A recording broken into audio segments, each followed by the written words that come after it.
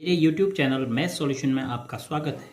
यदि आपने अभी तक चैनल को सब्सक्राइब नहीं किया है तो प्लीज़ चैनल को सब्सक्राइब कर बेल आइकन का बटन जरूर प्रेस कर लें, जिससे कि गणित के किसी भी प्रश्न पर बनने वाली वीडियो अपलोड होते ही नोटिफिकेशन के द्वारा आप तक शीघ्र पहुँच जाए। प्रश्नावली 12.2 में प्रश्न संख्या 4 है। 10 सेंटीमीटर त्रिज्या वाले एक वृत्त की कोई जीवा केंद्र पर एक समकोण अंतरित करती है।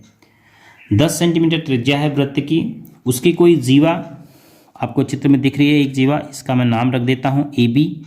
तो जीवा ए बी के द्वारा केंद्र ओ पर जो अंतरित कोण है वो है 90 अंश है। एक समकोण का मतलब 90 अंश। तो हमें क्षेत्रफल ज्ञात करना है पहले संगत लघु वृत्तखंड का। तो पहले हम समझ लेते हैं कि हमारा संगत लघु वृत्तखंड कौन सा बन रहा है।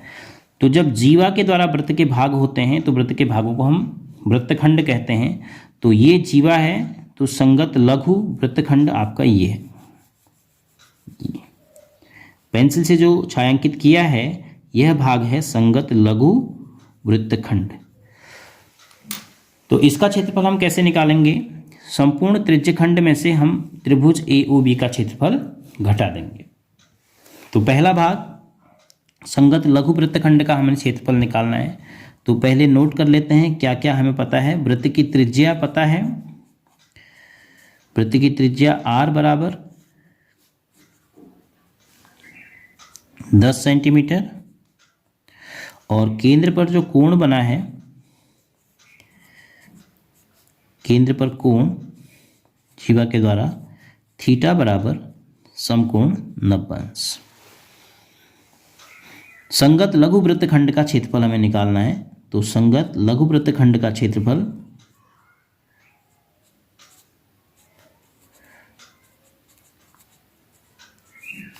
लघु वृत्तखंड का क्षेत्रफल क्या करते थे? त्रिज्यखंड में से हम त्रिभुज का क्षेत्रफल घटाते थे। तो त्रिज्यखंड थीटा बट्टे 360 गुणा पाई r स्क्वायर त्रिज्यखंड हो गया, minus 1/2 r square sine theta, यह त्रिभुज का क्षेत्रफल हो गया। तो बराबर 90/360 गुणा पाई गुणा 10 का वर्ग ऋण 1/2 गुणा 10 का वर्ग साइन 90 अंश। 90/360 हो गया 1/4 गुणा 100 पाई। देखो 10 का वर्ग 100 ऋण यहाँ पर 10.100 यहाँ भी आ रहा है 100/2 गुणा साइन 90 का मान 1। आप इसको ऐसे भी कर सकते हैं। देखो दोनों जगह 100 कॉमन है, बट्टे 2 कॉमन है, तो 100 भी कॉमन ले लीजिए, बट्टे 2 भी कॉमन ले लीजिए। तो आपके पास यहाँ अंश में पाई बचा और हर में 4 में से 2 कॉमन ले लिया तो 2 बचा पाई/2। ऋण 100/2 कॉमन आया तो केवल 1 बचा। तो कितना हो गया? आप 50 गुणा पाई का मान रख लीजिए 3.14 दिया है, पाई का मान इतना लेना है, बट्टे 2 ऋण 1। तो बराबर 50 गुणा 3.14 में अगर 2 का भाग देंगे तो 2 × 2 2 पंचे 10 तो 7 14 ऋण 1। तो ये बराबर बनेगा 50 गुणा 0.57, क्योंकि 1 को घटा देना है तो 0.57 बचेगा। तो 0 का 0, 5 7 35, 5 बच्चे 25 3 28, दशमलव के 1 2 स्थान तो 28.50 वर्ग सेंटीमीटर। यह वृत्तखंड का क्षेत्रफल। अब उसके बाद द्वितीय भाग में पूछा है संगत दीर्घ त्रिज्यखंड का भी क्षेत्रफल निकालो।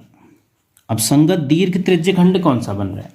देखो ये जो अब मैं छायांकित कर रहा हूँ पूरा, ये तो क्या है? त्रिज्यखंड है लघु वाला। अब दीर्घ का मतलब ये बाहर का हिस्सा आपसे पूछा है, ये पूरा। तो जब यह कोण 90 अंश का है तो यह कोण कितने अंश का बनेगा, यह आप समझिए। टोटल कोण 360 है, तो ये बाहर का कोण जो बनेगा वो कितना बनेगा? 270 अंश का। तो अर्थात हमने एक ऐसे त्रिज्यखंड का क्षेत्रफल निकालना है जिसकी त्रिज्याओं के बीच केंद्र पर 270 अंश का कोण बना है, या जिस त्रिज्यखंड के चाप के द्वारा वृत्त के केंद्र पर 270 अंश का कोण बना है। तो संगत दीर्घ त्रिज्यखंड का क्षेत्रफल हम थीटा की जगह 270 रख के निकाल सकते हैं।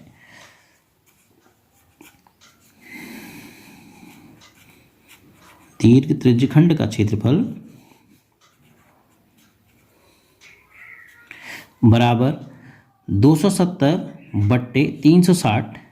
सूत्र देखो पहले हम लिख भी चुके हैं, थीटा बट्टे 360 गुणा पाई स्क्वायर यही है। तो 270/360 गुणा पाई गुणा 10 का वर्ग। ये कैंसिल हो गया, 9 से भाग जा रहा है, 9 तियां और यहाँ पर 9 चौको 36 गुणा 3.14 गुणा 100। अब 100 के 2 शून्य से 3.14 के दोनों दशमलव हट जाएंगे तो 314 हो गया है। 314 तियां 942, 14 तियां 42, 942/4।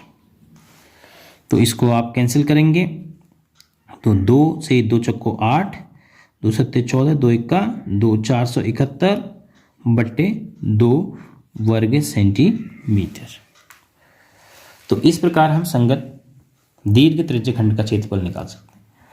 क्योंकि दीर्घ त्रिज्यखंड के द्वारा केंद्र पर जो अंतरित कोण था दीर्घ त्रिज्यखंड के चाप के द्वारा वह था 270 अंश का। तो इसलिए थीटा की जगह 270 अंश रखेंगे तो हमें कैसे त्रिज्यखंड का क्षेत्रफल मिलेगा?